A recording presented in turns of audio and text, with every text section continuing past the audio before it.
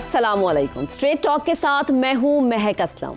आयशा बख्श अपनी निजी मसरूफियात की वजह से आज ये प्रोग्राम होस्ट नहीं कर पाएंगी, तो ये फ़र्ज़ मैं अदा कर रही हूं। अपने पहले टॉपिक की तरफ बढ़ते हैं। ईरान अमेरिका जंग अब महज महदूद फौजी झड़पों तक महदूद नहीं रही, बल्कि ये एक ऐसे मरहले में दाखिल हो रही है जहां हर नया दिन जंग के दायरे को मजीद वसी कर रहा है। एक तरफ अमरीकी हमले मुसलसल जारी हैं, तो दूसरी जानिब ईरान भी पहले से ज़्यादा जारहाना अंदाज में जवाबी कार्रवाइयाँ कर रहा है। यही वजह है कि मुज़ाकरात की बातें अपनी जगह मौजूद होने के बावजूद मैदान जंग में शिद्दत कम होने के बजाय बढ़ती जा रही है। ताज़ा इत्तलात के मुताबिक ईरान ने अमरीकी मिसाइल दिफाई निज़ाम का तोड़ निकालते हुए ऐसे नए मिसाइल इस्तेमाल किए हैं जो गैर मामूली रफ्तार के साथ हदफ की जानिब बढ़ते हैं और आखिरी लम्हों में अपनी समत तब्दील करके दिफाई निज़ाम को धोखा देने की सलाहियत रखते हैं। अमरीकी हुकाम भी तस्लीम कर रहे हैं कि ईरान ने अपनी अस्करी हिकमत अमली में नुमाया तब्दीली की है, जिसके बायस हसास फौजी तनसीबात को ज़्यादा दुरुस्तगी के साथ निशाना बनाने की सलाहियत में इजाफा हुआ है। वाशिंगटन में ये खदशात भी जोर पकड़ रहे हैं कि तेहरान को रूस या चीन की जानिब से तकनीकी या इंटेलिजेंस मुआविनत हासिल हो सकती है, जबकि दूसरी तरफ अमरीका ने ईरानी जौहरी तनसीबात, खोजिस्तान, हुर्मुज़गान और जजीरा कैशम के मुख्तलिफ इलाकों को निशाना बनाया, जबकि तेहरान का इल्ज़ाम है कि एक ज़ेरे तामीर जौहरी पावर प्लांट पर भी हमला किया गया। जवाब में ईरान ने खलीज में अमरीकी फौजी तनसीबात, असलहा डिपोज, रडार सिस्टम्स और दीगर अहदाफ को निशाना बनाया है। 2 अमरीकी ड्रोन मार गिराने का दावा किया और आबने हुर्मुज़ में बहरी सरगर्मियों पर अपनी गिरफ्त मजीद मजबूत कर दी। शिमाली इराक और उर्दन में अमरीकी फौजियों की हलाकत ने ट्रंप के लिए सियासी प्रेशर को मजीद बढ़ा दिया है। दिलचस्प बात यह है कि अमरीकी वजीर खारजा मार्को रूबियो एक मरतबा फिर ये दावा कर रहे हैं कि अमरीका मुज़ाकरात के लिए तैयार है, जबकि उनके बकौल ईरान के बाज़ हल्के भी बातचीत पर आमादा है। लेकिन ज़मीनी हक़ाइक़ इसके बरक्स है। हर नए हमले के बाद जवाबी कार्रवाई पहले से ज़्यादा शदीद हो रही है। ट्रंप मज़ीद ताकत के इस्तेमाल के इशारे दे रहे हैं। यूँ पूरा खित्ता गैर यकीनी सूरत हाल की लपेट में है। ऐसे में बड़ा सवाल यही है कि अगर मुज़ाकरात के दावे भी ज़मीनी हम देख रहे हैं कि हक़ाइक़ भी जारी हैं, मिसाइल भी मुसलसल बरसाए जा रहे हैं, अगर सिफारतकारी की ज़ुबान भी बोली जा रही है और जंगी महाज भी फैल रहा है, तो फिर आखिर इस खौफनाक जंग का मुस्तकबिल क्या होगा? इसी पर बात करने के लिए आज पैनल में हमें ज्वाइन करेंगे शहजाद चौधरी, ज़ैगम खान, रज़ा रूमी और हसन निसार साहिब। सवाल अपने पैनल के सामने हम ये रखेंगे, अमरीका ईरान जंग, हमले, जवाबी हमले, सिफारतकारी की तमाम कोशिशें सिर्फ सियासी बयानात तक महदूद, क्या असल फैसला मैदान जंग में ही होने जा रहा है? ज़ैगम साहब, सबसे पहले आपका कमेंट चाहेंगे। इस वक्त जंग एक इलाकाई जंग की शक्ल ले रही है और मैदान जंग में यह तय होगा कि पहले पलकें कौन झपकाता है, हु ब्लिंक्स फर्स्ट। उसके बाद मुज़ाकरात में मामलात तय होंगे। ईरान ये समझता है कि हुर्मुज़ की शक्ल में उसके पास एक ऐसा न्यूक्लियर हथियार आ गया है जिसको इस्तेमाल भी किया जा सकता है। MOU के बाद, मुआहदे के बाद ईरान को जो बेशुमार मराहत और बेशुमार फ़ायदे मिले थे, तो ईरान थोड़ा सब्र कर सकता था, माशी फ़ायदे भी वो उठा लेता। और उसके बाद अमेरिका ने जाना था और हुर्मुज़ पर तो उसका कंट्रोल एक तरह से इस्टेब्लिश हो ही गया था, लेकिन उसने सब्र नहीं किया। शायद उसकी वजह यह है कि एक आइडियालॉजिकल गवर्नमेंट है, एक ऐसी हुकूमत है जो बाज़ औक़ात ऐसे फ़ैसले करती है जो रेशनल नहीं होते, जो बहुत ज़्यादा दानिश पर मबनी नहीं होते, बल्कि नज़रियाती होते हैं, जिसके पीछे लगता है कि शायद कुछ ज़्यादा हिसाब किताब नहीं है। तो उसने अलामती तौर पर भी थोड़ी देर के लिए भी हुर्मुज़ पर अपना कंट्रोल छोड़ने को गवारा नहीं किया। दूसरी तरफ अमेरिका है। अमेरिका की ये पूरी कोशिश है, एक कमिटमेंट है कि कम अज़ कम जो सूरत हाल है वो फरवरी तक तो वापस जाए ना। यानी जिस वक्त जंग शुरू हुई थी उस वक्त जो स्टेटस को था कि हुर्मुज़ खुला था, हुर्मुज़ पर ईरान का कंट्रोल नहीं था, तो वो सूरत हाल तो उतनी तो होनी चाहिए वापस। और दुनिया के तकरीबन तमाम मुल्क भी यही समझते हैं, लेकिन इस बात पे ईरान तैयार नहीं। देखिए, अभी तक जो हमले किए हैं अमेरिका ने, जो स्ट्राइक्स किए हैं, वो 13,000 हैं। जो पिछले हमले थे इस नई मरहले से पहले, उसमें ईरान को $270 बिलियन का लॉस हो चुका था। और इस वक्त अगर हम देखें तो $400 बिलियन से नुकसानात बढ़ चुके हैं। लेकिन ईरान ये समझता है कि वो तकलीफ़ उठा सकता है, क्योंकि यहाँ पे तय ये होना है कि कौन ज़्यादा देर तक ज़्यादा तकलीफ़ उठा सकता है। ईरान ये समझता है कि उसमें इतनी रेजिलियंस है कि जो उसके मकासद हैं उसकी खातिर वो तकलीफ़ उठा सकता है। और इस वक्त उसका बड़ा मकसद ये है कि हुर्मुज़ पर कंट्रोल उसका रहना चाहिए, और दूसरा ये है कि उसकी पाबंदियाँ उठनी चाहिए जी। लेकिन मामलात यहाँ से दूसरी सिमत भी जा सकते हैं। एस्केलेशन बहुत बढ़ सकती है, ये एक लंबी जंग की शक्ल भी ले सकते हैं। तो ख़तरात बहुत ज़्यादा हैं। इसमें जो एक अच्छी बात है वो ये है कि देखें, पाकिस्तान ने हिम्मत नहीं हारी। पाकिस्तान इस वक्त भी एक वाहिद चैनल खोल कर बैठा है। इस वक्त भी दोनों कुव्वतें पाकिस्तान पर ही एतमाद कर रही हैं। तो हमें उम्मीद रखनी चाहिए, और इस वक्त जो एक वे फॉरवर्ड जिसके बारे में हम सोच सकते हैं कि अगर ईरान भी रजामंद हो जाए तो एक ऐसा इलाकाई तरीक़ाकार तय हो जाए जिसमें ईरान के साथ अमान और दूसरे खलीजी ममालिक मिलकर हुर्मुज़ को कंट्रोल करें, तो फिर दोनों साइड्स को एक ऐसा फेस सेविंग मिल जाएगा जिसकी वजह से जंग पायदार तौर पर रुक भी सकती है, और दूसरे जो मसाइल हल होने हैं उसकी तरफ भी बातचीत आगे बढ़ सकती है। बिल्कुल। शहजाद साहब, आपकी तरफ आते हैं कि सदर ट्रंप ईरान के खिलाफ एक बड़ी जंग छिड़ने पर मजबूर हो सकते हैं? महक, हाँ बिल्कुल, आपकी देखिए सवाल बिल्कुल जायज़ है आपका, लेकिन 5वां माह है शायद इस जंग का। जी। और हम ये बातें पहले दिन से कर चुके हैं और बार बार वही बातें दोहरा रहे हैं। लेकिन कोई बात नहीं, आज जो पहले दिनों में बातें हुई आज फिर दोहराने में कोई हर्ज नहीं है। अजीब सी जंग है, ऐसी अजीब जंग है कि ईरान जीत नहीं सकता मगर हारा नहीं, जो उस वक्त कहा गया। अमेरिका हार नहीं सकता मगर जीता नहीं, और जो जीता है या जीत रहा है वो इस जंग में मौजूद ही नहीं। अजीब सी जंग नहीं है? यानी मैं इशारा किस तरफ कर रहा हूं? जी। इशारा ये कर रहा हूं कि एक ऐसी फजूल किस्म की और जिसे कहते हैं कि बेमकसद एक ऐसा टकराव है दो साइड्स का, दो मुल्कों का, जो कि अपने अपने नुकसान उठाए जा रहे हैं। अमेरिका का नुकसान जैगम साहब ने आपको बताया कि कितने अरबों डॉलर की शक्ल में हो रहा है। ईरान जो मार खा रहा है वो बैठा जमीन पे वो मार खा रहा है। अब जब तक अमेरिका वहां पे खुद आके उसको ओवरटेक ना कर ले, टेक ओवर ना कर ले, उस ईरान को उस वक्त तक वो जीत नहीं सकता, ताकि अपने हाथ से हर एक को खत्म कर दे। 9 करोड़ के मुल्क को आजकल की दुनिया में कैसे किया जा सकता है? ईरान अमेरिका तक पहुंच नहीं सकता, उसका जोर आसपास ही चलता है, जहां पे चल रहा है। हुर्मुज हो गया, जी। खलीजी ममालिक हो गए, कुवैत हो गया, बहरीन, इस किस्म के ममालिक के साथ। तो फायदा इसराइल को जो पहुंच रहा है, जो कि जंग में जिसने छेड़ी थी, शुरू में आया था, लेकिन अब आराम से सुकून से बैठा सिर्फ हिजबुल्लाह और हमास के खिलाफ अपने एक्शन करता है, या खत्म हुई हुई हमास के खिलाफ एक्शन कर रहा है। कभी एक ऑरेंज लाइन क्रिएट करता है, एक येलो लाइन क्रिएट करता है, और देख रहा है तमाशा, क्योंकि उसका सबसे बड़ा दुश्मन ईरान कमजोर से कमजोर तर हो रहा है। उसके उस मुल्क के लोग जो हैं वो मार खा रहे हैं, मौत देख रहे हैं, और उसके बाद नुकसानात उठा रहे हैं। वो कब तक ये देखते रहेंगे? ईरानियन रजीम इन मामलात और इस सेंटिमेंट की वजह से किस हद तक इसको सह पाएगी? जब जंग बंद भी हो जाएगी तो उसके बाद लोगों की क्या आवाज निकलेगी, ये परेशानी उनके लिए होगी, रजीम का क्या मामला होगा, इलाकाई मुज़मरात क्या होंगे? ऐसा जब हमने कहा था कि इस्लामी ममालिक ने और पाकिस्तान ने और मिल के बाकी 4-5 ममालिक ने ईरान को एक ऐसी ऑप्शन दी है जिसमें कि तमाम ममालिक, इस खत्ते के इस्लामी ममालिक मिल के एक ऐसी दीवार खड़ी कर सकते हैं इसराइल के लिए, एक चेक लेके आएंगे, वो आसानी के साथ वो चेक जो है वो और मुंतशिर होता जा रहा है। वो इत्तेहाद जो पॉसिबल सोचा जा रहा था, इत्तेहाद तो नहीं कह सकते थे, लेकिन एक कट था, वो मुंतशिर होता जा रहा है।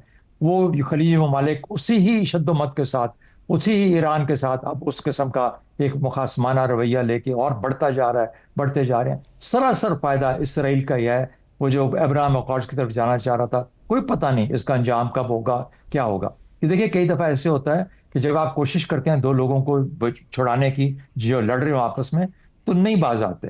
जब नहीं बाज आते तो उसका मतलब है कि फायर इन देयर बेली, जब तक वो बेली में फायर बुझेगी नहीं ना, लेट देम फाइट, लड़ लेने दो, इनको अपना अपना बुखार उतार लेने दो। सही। तो अमेरिका तो शायद जाना चाहेगा, लेकिन ये नहीं जाने देगा, उसकी अपनी मजबूरियां हैं, वो कल लड़ मारता रहेगा इनको, और ये उस वक्त तक लड़ते रहेंगे जब तक ये समझते हैं कि ये पता नहीं कब तक मार ले सकते हैं, जब तक ले सकते हैं, ये अपने आप को कुछ साबित करना चाहते हैं। आजकल की जंगों का क्वालिफाइड गेन्स होते हैं, क्वालिफाइड लॉसेस होते हैं। क्लियर फातेह और मफ्तूह नहीं हुआ करते। अजीब सी, रूस और यूक्रेन भी जब मामलात करेंगे तो बैठ के ही करेंगे, भले वो रूस के फायदे में हो, यूक्रेन के नुकसान में हो, लेकिन 85-90% यूक्रेन बच जाएगा, शायद 70-50 कोई उसको जो थोड़ा बहुत हिस्सा चाहिए उसको मिल जाए। तो यू हैव टू आपस में निगोशिएट करना पड़ता है। तो हुर्मुज को ले लो या किसी और चीज को ले लो, बचगानापन है, इस बचगानापन से पाकिस्तान को अपने आप को दूर कर लेना चाहिए, वापस आ जाएं, अपने मुल्क के अंदर बहुत बड़े मसाइल हैं, इनको हल करें, इनको लड़ लेने दें, जब इनकी फूक निकल जाएगी तो खुद ही पीछे हट जाएंगे, एक दूसरे तबाही होती रहेगी। जब तक किसी को कबूल है तबाह होना, वो तबाह होते रहेंगे। बाकी जहां तक आपका और मेरा ताल्लुक है, हम तो कह ही सकते हैं ना कि ना लड़ो। चीन बैठा है, रूस बैठा है, दुनिया बाकी बैठी है, ये पाकिस्तान का काम है कि छलांग मार के अंदर चला जाए। बहुत हिम्मत कर ली, बहुत कोशिश की, बहुत अच्छा काम किया, नेक काम किया, लेकिन उसकी भी एक हद होती है ना। मेरा ख्याल है कि इन दोनों को भी समझ लेना आ जाना चाहिए ना कि अब बस कर देना चाहिए। तो कहीं ना कहीं पे तो रुकना पड़ेगा, बाकी दुनिया जो बहस सह रही है वो सहती रहेगी। ऐसे मामले दुनिया में बहुत पहले भी आए, इस दफा फिर सही देखा जाएगा जैसा होता है, बाकी दुनिया के साथ हम भी जी लेंगे। सही, ठीक है। शहजाद साहब, आपका कमेंट आ गया। हसन साहब, आपकी तरफ आते हैं। आप तो ईरानी तहजीब को अच्छी तरह से जानते हैं, तारीख को अच्छी तरह से आप समझते हैं। क्या अमरीकी हमलों के बाद अब हम ये देखें कि जो ईरान का जवाब है वो दिफा तक महदूद नहीं है, बल्कि भरपूर जवाबी जंग की पॉलिसी ईरान अपना चुका है? देखिए, सबसे पहले तो मैं खराज तहसीन पेश करूंगा इस बात पे जो बड़ी बुनियादी बात है अपने हवाले से। साथ के घर में आग लगी है, आपके घर में लगी हुई है हर तरफ आग, तो आप पहले अपनी आग का बंदोबस्त करो। ये जो बात की है ना शहजाद साहब ने, ये बहुत कीमती है, मुझे बहुत ही अच्छी, हर तरह की गुफ्तगू पे ये एक जुमला भारी है, लेकिन बहरहाल शौक भी होते हैं अपने अपने। अच्छा, देखिए, अल्टीमेटली आपने जो दो बातें रखी हैं, असल फैसला, मैदान जंग वगैरह, तो सफारतकारी, देखिए मैदान जंग के बाद भी मुज़ाकरात की मेज़ ही पर मामलात तय होते हैं और कंक्लूड होते हैं। फर्स्ट वर्ल्ड वॉर देख लो, सेकंड वर्ल्ड वॉर देख लो, बॉटम लाइन क्या है, वो जो आप उसको मुज़ाकरात या जो व्हाटएवर। एक बात जो बहुत इम्पॉर्टेंट है कि चाइना और रशिया की मौजूदगी हमेशा हर सेंसेबल आदमी के बैक ऑफ द माइंड रहनी चाहिए। इसमें सबसे ज़्यादा मेरा ख्याल है जंग हार चुका है अमेरिका, मेरे एतबार से।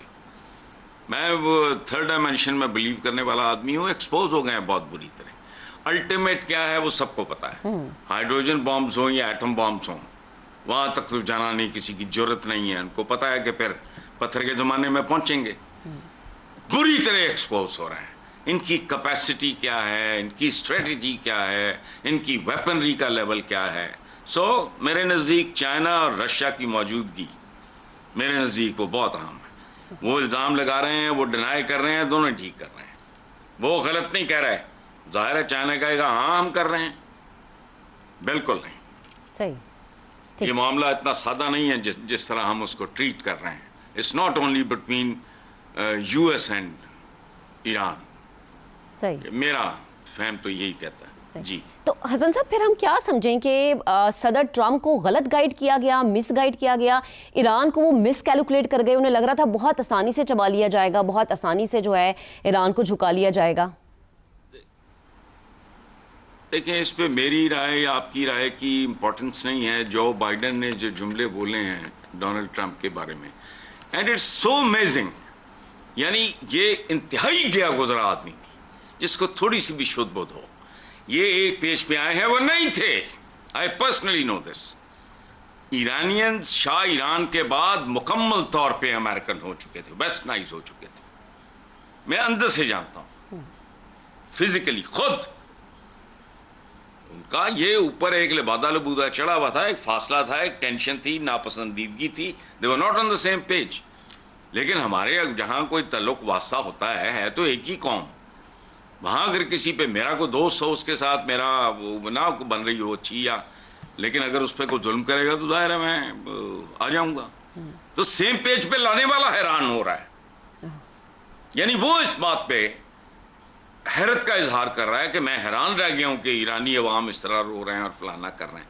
इसका मतलब है कि बहुत ही बिलो एवरेज। और जो बाइडेन ने जो कुछ कहा है वो मेरा ख्याल है बेहतर है। कॉम्प्लीमेंट दिया था रशियन प्रेसिडेंट ने, वो एक सफारती सी बात थी जी। ये घर का भेदी है। जो बाइडेन जो बात की है वो फाइनल है। उसके बारे में मेरा ख्याल है कि उनको कोई होश अकल ठिकाना नहीं है, उनका सही। ठिकाने पे नहीं है। ठीक है, जी। ठीक है, कमेंट आ गया। रजा साहब आपकी तरफ आते हैं। क्या रूस या फिर चीन की जो मुमकिन तकनीकी मुआवनत है वो ईरान को पहले से ज़्यादा स्ट्रॉन्ग कर रही है, या हम ये कह सकते हैं कि ये मुआवनत जंग पर जिस तरीके से असरअंदाज हो रही है, ऐसे ये लग रहा है कि जंग आलमी कवानीन की प्रॉक्सी बनती जा रही है, आलमी ताकतों की प्रॉक्सी बनती जा रही है? देखिए, दो तीन मामलात आपने उनका जिक्र किया। एक तो रूस और चीन की मावनत, वो मावनत है बिल्कुल, और जो अमेरिका भी इसी बात से परेशान है कि इतनी स्पेसिफिक टारगेट्स जो है वो ईरान कैसे उसको पता भी लग रहा है और वो उन पर हमले करने में कामयाब हो रहा है। वो यकीनन इसी बात की वो कर रहे हैं निशानदेही कि उनको ये मावनत हासिल हो रही है चीन से, खसूसन रूस से शायद उतनी नहीं। मगर देखिए, इसमें ज़्यादा अहम मसला ये है कि ये तो हमेशा से हमें मालूम था कि ईरान की दस्तरस में जो गल्फ में अमेरिका की मुख्तलिफ बेसिस हैं जी जी। और जो दीगर टारगेट्स हैं, ईरान ने उनकी बाकायदा तैयारी की हुई थी। और जो पिछले दिनों में जंग बंदी थी, अगर अमेरिका भी रीग्रुप कर रहा था तो ईरान भी तैयारी कर रहा था मतवातिर, ताकि वो अगर दोबारा से कॉन्फ्लिक्ट स्टार्ट होता है तो वो उसकी तैयारी हो सके। लेकिन इससे बड़ा मसला जो है ये अगर हम इसको देखें भी कि कौन ज्यादा कामयाब हो रहा है या किसके टारगेट्स बेहतर हैं, तो असल जो इस वक्त मसला ये है कि जैसे अभी पहले कहा गया कि ये जो कुछ अभी हो रहा है ये तो इजराइल का मंसूबा कामयाब हो गया है, क्योंकि एक तरफ तो मशरिक वस्ता में एक तकसीम जो है दोबारा से शुरू हो गई है। ईरान और बाकी गल्फ स्टेट्स के दरमियान जो कॉन्फ्लिक्ट है वो रीस्टार्ट हो गया है। वो एक बहुत बड़ा सेटबैक है ये जो पीस प्रोसेस हुआ था। और फिर उसके अलावा जो सऊदी अरेबिया के ऊपर भी, वहां भी जो बेसिस पे हमले हुए हैं, इसका ये मतलब है कि किसी पॉइंट पर खुदा ना करे कि ऐसा हो, सऊदी अरेबिया और ईरान की बराह रास्त कॉन्फ्लिक्ट भी स्टार्ट हो सकता है और वो भी उसमें पाकिस्तान को भी कूदना पड़ेगा, जो मजबूरी है पाकिस्तान की डिफेंस पैक्ट के हवाले से, क्योंकि हमने ये सऊदी अरेबिया के साथ समझौता किया है कि उनको जब डिफेंड करने का मामला होगा तो हम वहां पर होंगे मौजूद। तो इसका ये मतलब है कि ये तो जो इजराइल चाहता है उसको हासिल हो रहा है।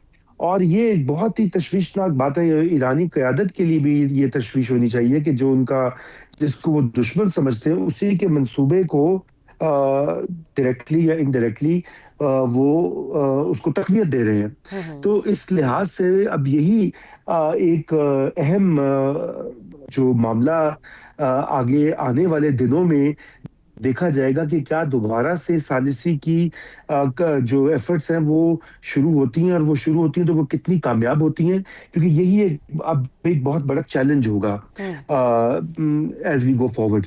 मगर यहाँ पर ये जरूर कहना बनता है कि आलमी कवानीन का जहां तक ताल्लुक है, देखिए आलमी कवानीन तो बिल्कुल जिसे कहते हैं चूल्हे में जा चुके हैं। ये जंग भी पहले स्टार्ट ना होती अगर अमेरिका को या इजराइल को थोड़ा बहुत भी आलमी कवानीन का पास होता, या जो कुछ फलस्तीन में हमने देखा है 2023 से जी जी। और अभी भी जो गजा में हो रहा है वो भी आलमी कवानीन की सरासर नफी है।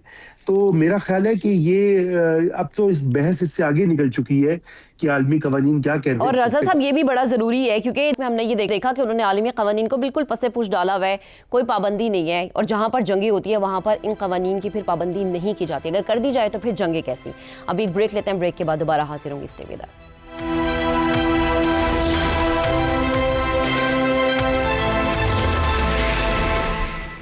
Welcome back once again. FIFA World Cup 2026 सनसनीखेज फाइनल मुकाबले के बाद अपने अख्ताम को पहुंच गया है, जहां स्पेन ने दिफाई चैंपियन अर्जेंटीना को शिकस्त देकर आलमी फुटबॉल का ताज दूसरी बार अपने सर पर सजा लिया है। दुनिया भर में करोड़ों शायकीन ने इस मैच को देखा, सड़कों पर जश्न हुआ, और एक बार फिर ये हकीकत सामने आई है कि फुटबॉल सिर्फ एक खेल नहीं बल्कि एक आलमी सकाफत है जो कौमों को जोड़ती है, नौजवानों को मुतहर्रिक करती है और रियासतों की सॉफ्ट पावर का अहम जरिया बनती है। लेकिन इसी आलमी जोशो खरोश के बरक्स पाकिस्तान का मंजरनामा निहायत मायूस कुन दिखाई देता है। पाकिस्तान आज तक किसी भी फीफा वर्ल्ड कप के लिए क्वालिफाई नहीं कर सका और इसकी मौजूदा फीफा रैंकिंग 198 है, जो दुनिया में इंतहाई निचले दर्जे की नुमाइंदगी करती है।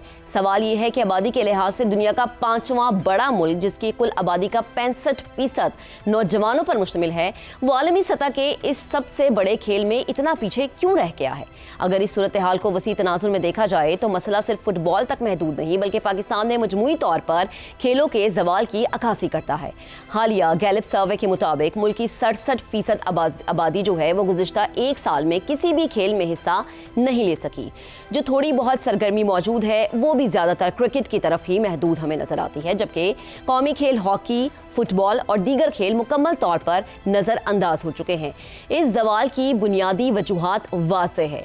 कमज़ोर और गैर मरबूत डोमेस्टिक ढांचा, मुस्तकिल और पेशा वराना कल्चर का फुकदान, फरसूदा इंफ्रास्ट्रक्चर, ना होने के बराबर सरमायाकारी और सबसे बढ़कर इंतज़ामी अदम इस्तेहकाम तालीमी इदारे जो कभी खेलों की नर्सरी हुआ करते थे, अब खेल के मैदानों से महरूम होते नजर आ रहे हैं। नौजवानों के पास ना मुनासिब सहूलियात है, ना तरबियत है और ना ही आगे बढ़ने का कोई वाज़ेह रास्ता मौजूद है। दुनिया फीफा वर्ल्ड कप जैसे इवेंट्स के जरिए अपने स्पोर्ट्स कल्चर को फ़रोग दे रही है, जबकि पाकिस्तान अपनी ही नौजवान नस्ल को खेलों से दूर होता हुआ देख रहा है। ऐसे में बुनियादी सवाल यही है कि कब तक हम सिर्फ दूसरों की कामयाबियां देखकर खुश होते रहेंगे और हम ऐसा निज़ाम बनाएंगे जो पाकिस्तान को भी आलमी स्टेज तक ले जा सके। सवाल अपने पैनल के सामने हम ये रखेंगे कि फीफा वर्ल्ड कप 5 करोड़ आबादी वाला स्पेन दूसरी बार आलमी चैंपियन बन गया। पाकिस्तान की आबादी 25 करोड़ 65% नौजवानों के बावजूद खेलों के आलमी मंजरनामे में गायब। मसला वसाइल का है, तरजीहात का, या फिर स्ट्रक्चर ही मौजूद नहीं है? शहजाद साहब, सबसे पहले आपका कमेंट लेते हैं।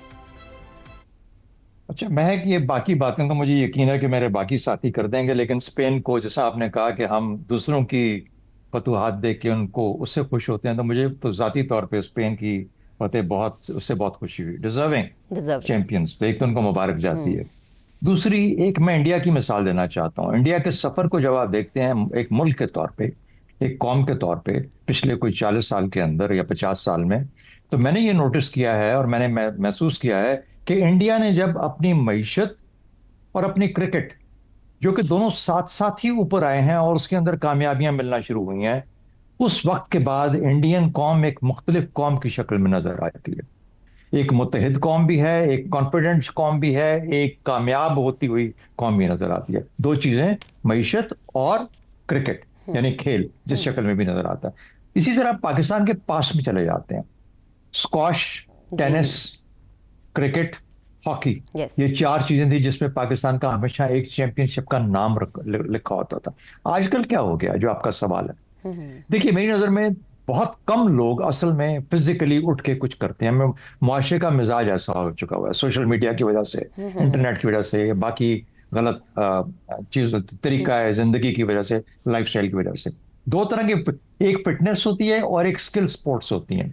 पाकिस्तानी नौजवान अगर उठेगा तो मैक्सिमम जाके फिटनेस की तरफ जाएगा, जिसमें 6 पैक्स बनते हैं और इस किस्म की, और जिम होता है और ये वो। स्किल स्पोर्ट्स में मैंने कभी किसी को आज तक आते नहीं देखा। स्किल स्पोर्ट्स से नफरत की जाती है। जो बंदा ग्राउंड में जाता है समझता है ये वक्त जाया कर रहा है, ये पैसे जाया कर रहा है। आप जिस खेल को ले लें उसके बारे में आपको सिर्फ नेगेटिव ही सुनने को मिलेगा। जहां पे थोड़े बहुत स्ट्रक्चर्स हैं वहां मेरिट तबाह बर्बाद वो कर दिया जाता है और ऐसे लोगों को चुना जाता है जो इस काबिल नहीं होते कि उनको टीमों में रखा जाए। अगर कहीं 1-2 टीमें पाकिस्तान की बनती भी हैं तो लिस्ट तो बहुत लंबी है, करने को भी बहुत, कहने को भी बहुत कुछ है। फैसिलिटीज नहीं है, ग्राउंड्स नहीं है, जो है उनको मेंटेन नहीं किया जाता। बाकी मुझे यकीन है कि मेरे बाकी साथी इंशाल्लाह इसको फिलहाल बहुत अच्छे तरीके से भर देंगे जहां जहां गैप्स रह गए। ठीक है। हसन साहब, आपकी तरफ आते हैं।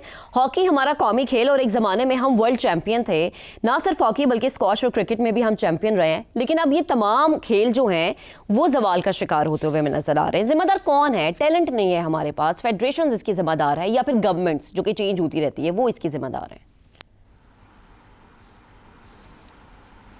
देखें, आपने स्पेन के 5 करोड़ की आबादी का हवाला दिया है, तो ज़िंदगी का एक बुनियादी उसूल है कि क्वांटिटी नहीं क्वालिटी, तादाद नहीं इस्तेदाद मैटर करती है। 5 करोड़ भेडां इत्थे की करनगियां? खैर, पहली बात ये है कि आपने 2023 की मर्दमशुमारी के हवाले से बात करते हैं, हमारे मुंह पे चढ़ गया है एक। आप माशाल्लाह कम से कम 26.5 करोड़, ये एक साइंस है। यहाँ पॉपुलेशन ग्रोथ का ये सूरत हाल हमारे जैसी हो, वहाँ it's not difficult at all. जी, तो हमारा तो 2023 में जो हुआ था उसके मुताबिक है 25 करोड़ हमने रटना शुरू किया हुआ है। ये 26.5 से ऊपर ही होगा। लेकिन 26.5 में से भी दूसरी तो कोई बात, नहीं निकल पा रहा ना अच्छा खासा मैं- प्लेयर जिसको हम कहें कि खेल रहा है फुटबॉल। ना मैं वही कह रहा हूँ ना, यही तो मैं पॉइंट आउट करने की कोशिश कर रहा हूँ कि 25 नहीं, ये इससे बहुत ज्यादा है, 1.5-2 करोड़ ज्यादा होगा। यही तो मैं कह रहा हूँ। अच्छा, अगली बात, एक इतराफी बयान में दे रहा हूँ, मुझे खेलों से कभी कोई ज्यादा रग़बत नहीं रही। तीसरी बात, फुटबॉल को तो हमारी पूरी तारीख में कभी संजीदगी से नहीं लिया गया। आप किधर पहुंच गए हो? ये वो क्रिकेट, हॉकी, ये वो सारा, तो हॉकी कब की बेवा हो गई है, वो क्रिकेट बेचारी जो है, हॉकी बेवा हो गई है, ये मरहुमा हो गई है, क्रिकेट का भी क्या हाल है। अच्छा, इसको आप इस तक महदूद करोगे तो बात समझ नहीं आएगी। वो एक शेर है, गिरो तो साथ गिरे शान शाह सवारी भी, जवाल आए तो पूरे कमाल में आए। ये जवाल ज्यादा माशरा है। सही।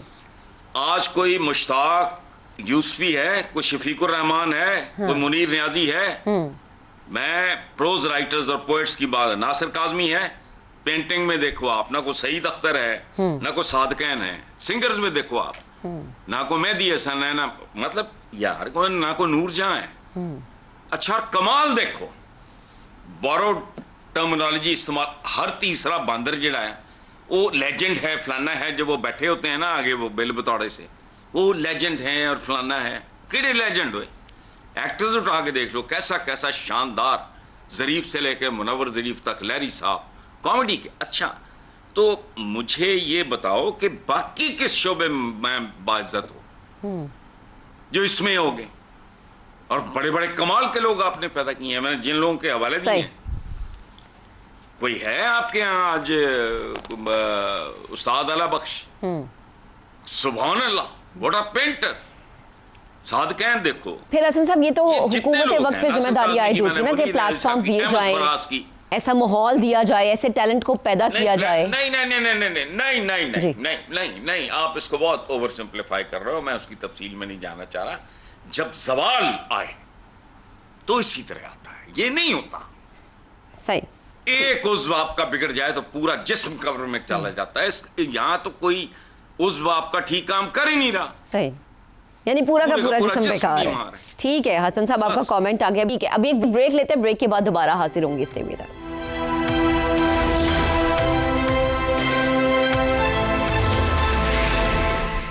Welcome back once again. Zaigham साहब, आपकी तरफ आती हूँ। फीफा वर्ल्ड कप की बात करें, पाकिस्तान में हमने देखा इस दफा बहुत क्रेज देखने में आया। जेनजी, अगर मैं ये बात करूँ तो जेनजी ने बड़े जोशो खरोश के साथ इस दफा सारे मैचेस देखे हैं।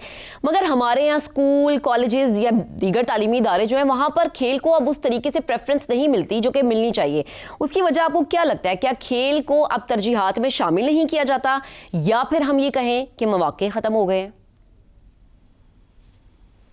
मौके तो पैदा करने हैं ना, और खेल को तरजीह देकर खेल को आप मकबूल बनाने वाले, मैनेज करने वाले इदारों ने ये काम करना है। लेकिन हमारी जो खेलों की फेडरेशन है उसमें सिर्फ एक काम होता है, और वो काम होता है फेडरेशन की अपनी लीडरशिप की जंग, अपनी सियासत। पाकिस्तान एक ऐसा मुल्क है जहाँ सियासत में सियासत नहीं है, बाकी हर जगह सियासत है। तो खेलों के पूरे इंतज़ामी अमूर सियासत ज़्यादा हैं। आप देखते नहीं क्रिकेट में क्या तमाशा लगता है जब हुकूमत बदलती है, ऐसे ही कैसी लड़ाइयाँ और झगड़े होते हैं। एक पार्टी का मालिक कहता है कि मेरा बंदा बैठेगा यहाँ, दूसरा पार्टी का मालिक कहता है नहीं, क्रिकेट के ऊपर मेरा बंदा बैठेगा।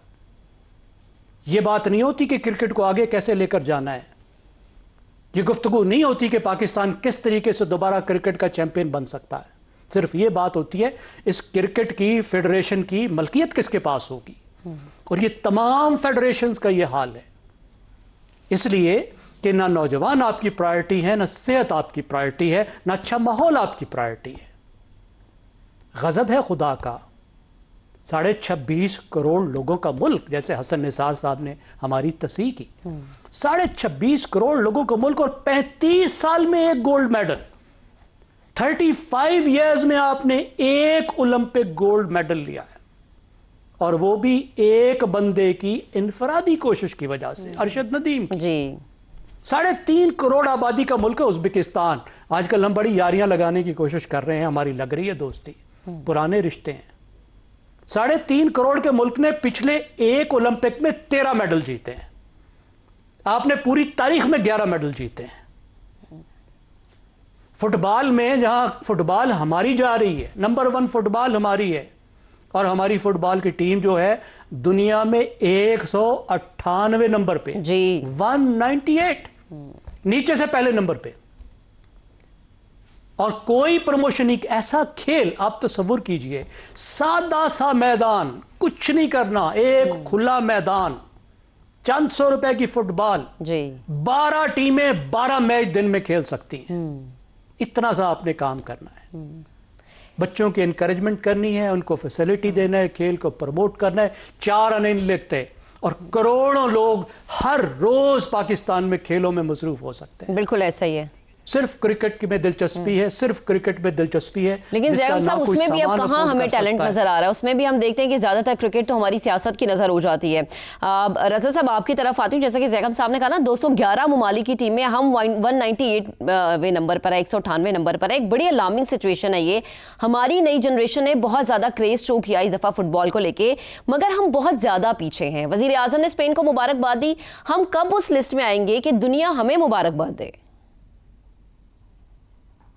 देखिए, ये तो अभी तो बहुत दूर है वो दिन जिसका आप जिक्र कर रही हैं, और उसकी बुनियादी वजह ये है कि जहां भी इस तरह के मामलात आते हैं जो कि अवाम के सेहत से, अवाम के शौक से, यूथ की इंगेजमेंट से, वो हमारे जो अशराफिया हैं उनकी प्रायोरिटीज में है ही नहीं, सिरे से नहीं। आप देखिए कि किस तरीके से वो ऐसे खेल जहां पे हम नंबर 1 भी हुआ करते थे, क्रिकेट या स्क्वॉश या हॉकी, उनको यके बाद दीगरे, पहले हॉकी में कितने साल हम बहुत आगे थे, उसको भी हमने कैसे तबाह किया। और फिर स्क्वॉश में देख लीजिए, इंडिविजुअल्स पे ही सारी हमारी थी तवज्जे, और हम वो इंफ्रास्ट्रक्चर ही नहीं बना सके जिसकी के जरूरत होती है, जो कि इन ममालिक में मौजूद है। इसके ऊपर कई बार बात हुई, और वही घिसी पिटी बातें जो है, मैं भी कह कर वो वही थक गया हूँ, क्योंकि होता तो कुछ है नहीं।